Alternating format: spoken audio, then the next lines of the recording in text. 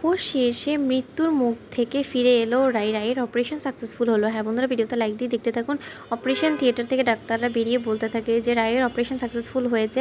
আসলে সচরাচর এরকম আমরা পেশেন্ট খুব কমই দেখি যার মধ্যে এতটা লড়াকু স্পিরিট থাকে, আর সবথেকে বেশি সহায়তা আমাদের করেছে ওনারই লড়াকু স্পিরিটটাই ওনার ট্রিটমেন্ট করার ক্ষেত্রে। অন্যদিকে রায়ের মা বলতে থাকে, ডাক্তারবাবু এখন তার কোনো রকম কোনো চিন্তার বিষয় নেই, তাই না? তখন ডাক্তার বলতে থাকে যে না, সেরকম কোনো চিন্তার বিষয় নেই, কিন্তু তারপর আপনাদের যথেষ্ট পরিমাণে ওনার প্রতি কেয়ারফুল থাকতে হবে।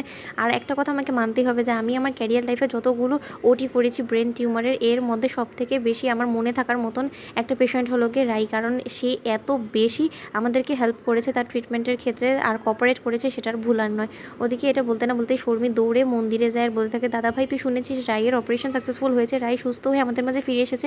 ঠাকুরের কাছে তুই যে প্রার্থনা করেছিস ঠাকুর সেটা শুনেছে, তুই এখন এখানেই বসে থাকবি না, রাইকে একবার দেখবি। তখন এই কথা বলা মাত্র অনির্বাণ বলতে থাকে, শর্মী তুই আমার সাথে ঠাট্টা করছিস না তো? সত্যিই তো রাই সুস্থ হয়ে গেছে? তখন এই কথা বলা মাত্র শর্মী বলতে থাকে, হ্যাঁ আমি এক্ষুনি হসপিটাল থেকে আসলাম, হসপিটালের লোকেরা এবং ডাক্তারবাবু আমাদেরকে কনফার্ম করেছে যে রাই একদম সুস্থ, ওর অপারেশন সাকসেসফুল হয়েছে, আর রাইয়ের এখন কোনো রকম কোনো রিস্ক নেই, ও রিস্ক ফ্রি আছে। তখন এই কথা বলা মাত্র অনির্বাণ বলতে থাকে যে শর্মী ঠাকুর আমার কথা শুনেছে, তাহলে আমি ঠাকুরের কাছে কৃতজ্ঞ না প্রকাশ করে কী করে থাকতে পারি বলতো? ওদিকে শর্মী বলে থাকে, তোর ঠাকুরের কাছে কৃতজ্ঞতা প্রকাশ করা হয়ে গেলে এবার বরঞ্চ চল হসপিটালে, কারণ রাই তোকে বের হওয়া মাত্রই দেখতে চাইবে। তখন আমরা কী বলবো বলতো? রাইকে কী জবাব দিব?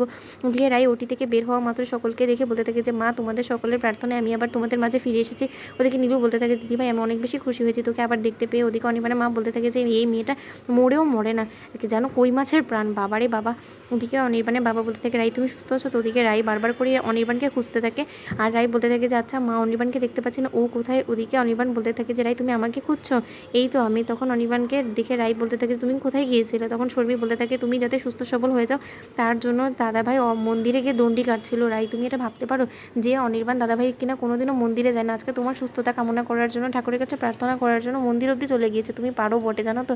তখন রাই বলতে থাকে যে অনির্বাণ এসব করার কী প্রয়োজন ছিল বলো তো? তুমি যে জিনিসটা বিশ্বাস করো না, তুমি জোর করে বাধ্য হয়ে আমার জন্য সেই জিনিসটার উপর আস্থা রাখতে গিয়েছিলে। তখন এই কথা বলা মাত্র অনির্বাণ বলতে থাকে যে তোমার জন্য আমি সব কিছু করতে পারি রাই, আর যেখানে কিনা তোমার মৃত্যুর ঝুঁকি আছে সেটা জানা সত্ত্বেও আমি যদি ঠাকুরের কাছে একবারের জন্য প্রার্থনা না করি তাহলে সেটা কেমন হয়ে যায় না? এখন আমি প্রার্থনা করেছি বিধাই তো তুমি আজকে সুস্থ সবলভাবে আমার সামনে আমার কাছে ফিরে এসেছো। তখন অনির্বাণকে রাই বলতে থাকে যে সত্যি অনির্বাণ, আমি কোনোদিনও ভাবিনি যে আমি তোমাদের সকলের মাঝে ফিরে আসবো, কিন্তু ঠাকুরের কাছে সত্যি আমারও কৃতজ্ঞতা প্রকাশ করার আছে। আমি একবার সুস্থ হয়ে বাড়ি ফিরে যাই, তারপরে দেখো। তখন এই কথা বলা মাত্র অনির্বাণ বলতে থাকে, রাই তুমি একটা জিনিস লক্ষ্য করেছো আমার সিঁদুরের জোর কত, যে আমার কাছ থেকে তোমাকে কেউ কেড়ে নিতে পারবে না? আমি বলেছিলাম সেটাই এখন সত্যি হলো তো? ওদিকে রাই বলতে থাকে, হ্যাঁ সেই কথাটাই আজকে সত্য হলো, আর আমি সুস্থ হয়ে আরও একবার তোমার হাত থেকে সিঁদুর পড়তে চাই। ওদিকে অনির্বাণ বলতে থাকে, চিরজীবন তোমার স্মৃতিতে একমাত্র অনির্বাণ সিনহাই সিঁদুর দিবে, দেখে নিও তুমি রাই। তো বন্ধুরা, ভিডিওটি ভালো লেগে থাকলে লাইক এবং শেয়ার করে সাবস্ক্রাইব করতে ভুলো না।